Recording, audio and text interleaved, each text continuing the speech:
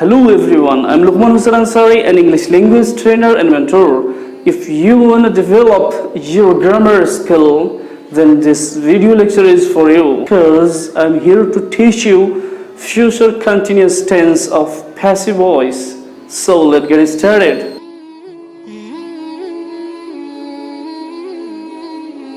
যিকোনো টেন্সৰ সূত্ৰ মুখস্থ ৰাখিবলৈ হলে সেই টেন্সৰ নামত ব্যৱহাৰ হোৱা প্ৰতিটো শব্দৰ অৰ্থ জানি ল'ব লাগে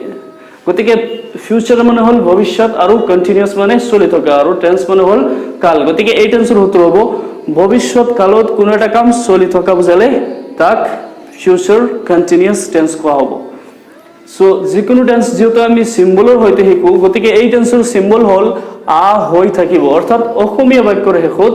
আ হৈ থাকিব যদি পোৱা যায় তেতিয়াহলে গম পাম যে এটো এটা ফিউচাৰ কন্টিনিউয়াস টেন্স আৰু এই টেন্সৰ ফৰ্মছ অফ ভাৰ্ব হল যে সাবজেক্ট তাৰ পিছত shall বা will তাৰ পিছত be তাৰ পিছত being তাৰ পিছত ভাৰ্বৰ থাৰ্ড ফৰ্ম তাৰ পিছত অবজেক্ট যেহেতু আমি এই বাক্যটোক সাইন্টিফিক মেথড 4 অনুযায়ী এনালাইজ কৰিম যদি আপুনি এতিয়ালৈকে সাইন্টিফিক মেথড 4 চোৱা নাই তেতিয়াহলে ওপৰৰ আই বাটনত ক্লিক কৰি নাইবা ডেসক্ৰিপচনত থকা লিংকত ক্লিক কৰি এতে চাই লওক তাৰ কাৰণ হল যদি আপুনি সাইন্টিফিক মেথড 4 চোৱা নাই তেতিয়াহলে আমি যি মেথডৰ জৰিয়তে এতে এনালাইজ কৰিম সেই এনালাইজটো বুজাৰ ক্ষেত্ৰত কিছু অসুবিধা হ'ব পাৰে গতিকে প্ৰথমতে সাইন্টিফিক মেথড 4 ৰ ভিডিওটো চাই লওক সো সাইন্টিফিক মেথড 4 হল 6টা স্টেপৰ নাম স্টেপ নম্বৰ 1 হল ভাৰ্ব নিৰ্ণয় কৰা আৰু ভাৰ্ব সাধাৰণতে অসমীয়া বাক্যৰ শেষত থাকে গতিকে অহা মাহত ৰাহুলক ইংৰাজী শিকোৱা হৈ থাকিব সো ইয়াতে শিকোৱা এটা কাম বা ক্ৰিয়া বুজাই আছে গতিকে এটো কি হ'ব ভাৰ্ব স্টেপ নম্বৰ 2 হল সাবজেক্ট নিৰ্ণয় কৰা যেহেতু প্যাসিভ ভয়েসৰ সাবজেক্ট নিৰ্ণয় কৰিবলৈ হলে ইয়াতে ব্যৱহাৰ হোৱা ভাৰ্বটোক কাক শব্দ দি প্ৰশ্ন কৰিব লাগে কাক শিকোৱা হৈ থাকিব ৰাহুলক গতিকে ৰাহুল শব্দটো হল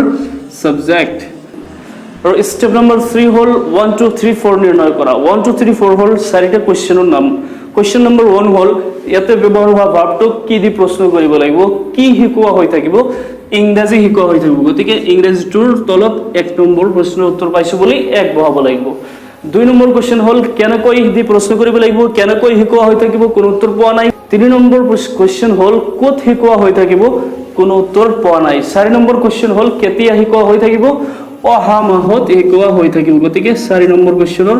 আনসাৰ আমি পাইছো বুলি 4 বহালো এতিয়া স্টেপ নম্বৰ 4 হল টেন্স নিৰ্ণয় কৰা টেন্স নিৰ্ণয় কৰিবলৈ হলে অসমীয়া বাক্যৰ শেষত গৈ বিচাৰি উলিয়াব লাগিব যে আমি কি সিম্বল পালো ইয়াতে আ হৈ থাকিব পোৱা গল আৰু আ হৈ থাকিব আমি জানো কোন টেন্সৰ symbol future continuous tense passive ভয়েসৰ সিম্বল তাৰ কাৰণ ইতিপূৰ্বে আমি পঢ়িলো যে ফিউচাৰ কন্টিনিউয়াস টেন্সৰ সিম্বল হল আ হৈ থাকিব সো আমি গম পালো কোন tense future continuous tense so এতিয়া স্টেপ নম্বৰ 5 হল ট্ৰান্সলেশন কৰাৰ স্ট্ৰাকচাৰ হল প্ৰথমতে সাবজেক্টৰ ইংৰাজী আৰু ইয়াতে সাবজেক্ট হল ৰাহুল ৰাহুলৰ ইংৰাজী কি আহিব ৰাহুল তাৰ পিছত ভাৰ্বৰ ইংৰাজী আৰু ইয়াতে ভাৰ্ব কি শিকোৱাৰ কাৰণে কি আহে টিচ তাৰ পিছত ওয়ানৰ ইংৰাজী ওয়ান হল কি ইংৰাজীৰ ইংৰাজী কি ইংলিশ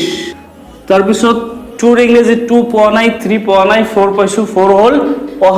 অহা মাহৰ কাৰণে কি আহে নেক্সট মান্থ স্টেপ নম্বৰ 6 হল ফৰ্মছ অফ ভাৰ্ব বহোৱা আৰু ইয়াতে ফৰ্মছ অফ ভাৰ্ব হল সাবজেক্ট তাৰ পিছত shall will তাৰ পিছত be তাৰ পিছত being তাৰ পিছত ভাৰ্বৰ থাৰ্ড ফৰ্ম যেহেতু আমি সাবজেক্টটো লিখি লৈছো আৰু shall ৰ হিমান এটা ব্যৱহাৰ নাই গতিকে কি লিখিম will সো হৈ গল ৰাহুল will তাৰ পিছত be লিখিম be তাৰ পিছত being তাৰ পিছত ভাৰ্বৰ থাৰ্ড ফৰ্ম ইয়াতে teach ভাৰ্বৰ আমি ফাৰ্স্ট ফৰ্ম ব্যৱহাৰ কৰিছো এটো থাৰ্ড ফৰ্মলৈ ৰূপান্তৰিত হ'ব গতিকে কি হৈ যাব taught গতিকে হৈ গল অহা মাহত ৰাহুলক ইংৰাজী শিকোৱা হৈ থাকিব Rahul will be being taught English next month so এই বাক্যটোৰ yes no question বনাবলৈ হলে will শব্দটোক ৰাহুলৰ আগত আনি দিলে হৈ গল গতিকে কি হৈ যাব will Rahul be being taught English next month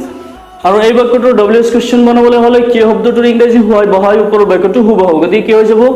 why will Rahul be being taught English next month আৰু এই বাক্যটোৰ নেগেটিভ বনাবলৈ হলে will not ৰ শর্ট ফর্ম won't লিখিব লাগিব গতিকে কি হৈ যাব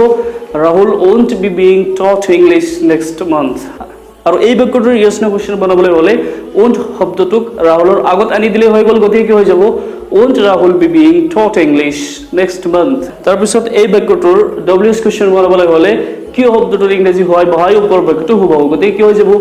Why won't Rahul be being taught English next month? গতিকে আপোনালোকে চালে যে আমি ফেচিভ ভইচৰ ফিউচাৰ কণ্টিনিউয়াছ টেন্সৰ এটা বাক্য 6 ধৰণে বনাই চালো। সো যদিহে আপুনি আৰু অধিক প্ৰেক্টিছ কৰিব বিচাৰে তেতিয়াহ'লে এজন বন্ধুৰ লগত বহি কিছুমান ভাৰ্ব লৈ এনেদৰে বাক্য বনাই প্ৰেক্টিছ কৰি থাকক। অৰ্থাৎ আপোনাৰ বন্ধুজনে